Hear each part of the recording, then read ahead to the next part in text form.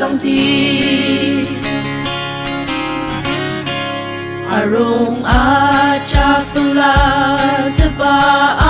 ayam tenang Kipur mayam aser tau chi tulu intang Ipakem tepeyung bailen aniraru O arung Kibuba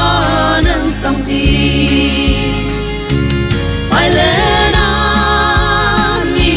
Bailen anir Yadashi asenteng remi aniraru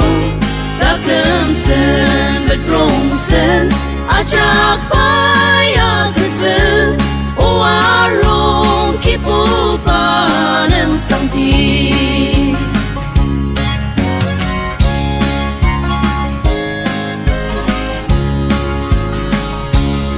Aseni menapa temenen temaca Nang zeker asen takem tem yang lu shiti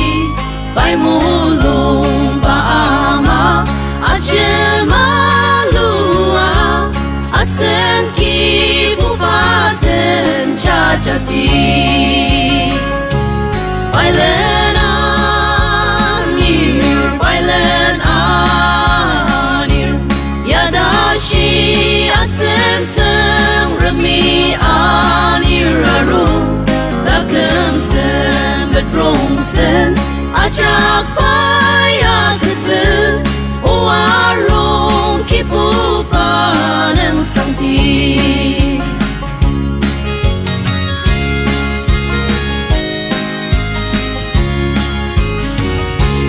Sengkemung putem au badan kelemi Asen da kemari shidem siawer Mabang ci umatar arung hati anu Asen Kibuba ten cacati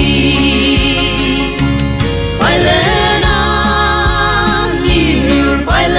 anir